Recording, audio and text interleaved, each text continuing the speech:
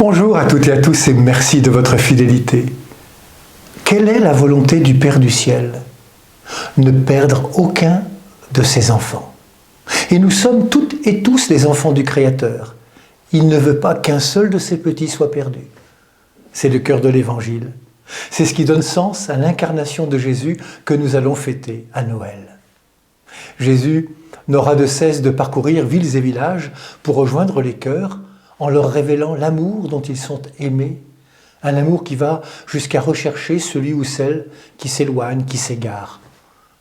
Plutôt que de le laisser à lui-même, plutôt que de le condamner, l'enfermer dans son péché, il va le chercher.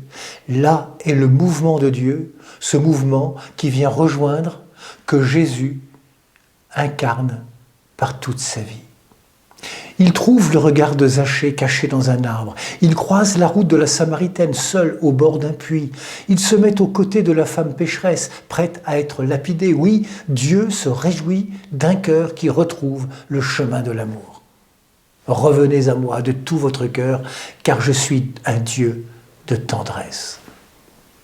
Avec Jésus, le temps du pardon est toujours au présent. Je suis toujours unique aux yeux du Seigneur. Pour lui, aimer, c'est aimer quelqu'un, une personne. Il n'aime pas en général. L'amour de Dieu se dit toujours dans une relation de personne à personne.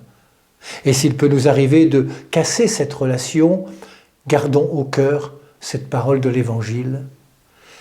Il n'est pas dans la volonté de votre Père qu'un seul de ses petits soit perdu. Antoine Nuis cite la parole de ce père de famille à qui on demandait qui était le préféré de ses enfants. Voilà sa réponse. C'est le plus petit jusqu'à ce qu'il grandisse. C'est celui qui est loin jusqu'à ce qu'il revienne. C'est celui qui est malade jusqu'à ce qu'il guérisse.